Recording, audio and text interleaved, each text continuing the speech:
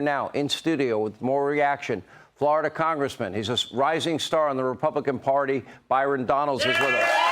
Great to see you. Thank you. Appreciate you being here. By the way, I want all of you to know this. You have been under attack because your wife happens to be white. Yeah. You have come under fire. You've been called a prop by Congresswoman Cori Bush. Mm-hmm. You have been sent a copy of Uncle Tom's Cabin.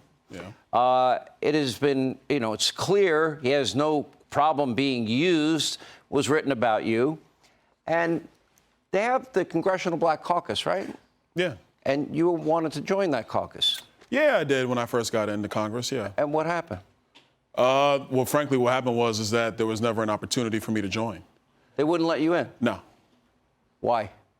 There was never an answer, and I stopped asking. So is it the Liberal Black Caucus, or is it the Congressional Black Caucus? Well, I mean, right now it's the Liberal Congressional Black Caucus. Right. But I think, Sean, here's the bigger thing. Should Hakeem Jeffries apologize, obviously, for what he wrote in that essay 100%, not just to me, but to Burgess Owens, to Wesley Hunt, to John James, to Tim Scott, but also to Mia Love, to Alan West, and all the Black Republicans that have spent time in Congress. Almost every name you mentioned is a friend of mine. But here's the bigger thing. I'm kind of over the phony apologies. Let's have a real debate about Black conservatism versus Black liberalism. Let's actually have a real honest conversation about whose policies are actually going to unleash not just Black America, but all of America, because I think that's the debate that the American people need to have right now today. I'll invite any one of your critics, including Hakeem Jeffries, on this show. I will do a full-hour debate, one-on-one, you versus them, and let the American people decide. I think that would be fair. I think they would like that. So we now have a Democratic leader of the House of Representatives that not only supported his controversial uncle, but we all know that Louis Farrakhan is a radical racist and a virulent anti-Semite. Right. Okay, so there are people, the leader of the Democratic Party in the House of Representatives supports that man. And my question is, what if it was a Republican? We already know what would happen if it was a Republican. The calls will be coming out for resignations. You would have, some members of the Republican Party will be, clenching their fists and clutching their pearls saying, oh my gosh, you got to go. I want to see where Democrats go with this.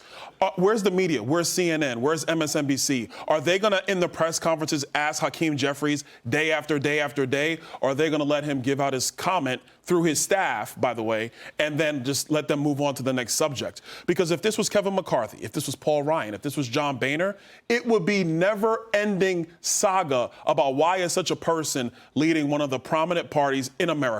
Do you believe that African Americans, Hispanic Americans, or minorities that Democrats claim to have a monopoly of compassion for are now moving towards conservatism? Because I believe conservatives, Republicans have become the party of the working class in this country, and I see Democrats as the party of coastal elites. No, 100%. Listen, I was at a basketball tournament last weekend with my son, my 15-year-old son. Oh. I was stopped by two different... Who wins when you play one-on-one?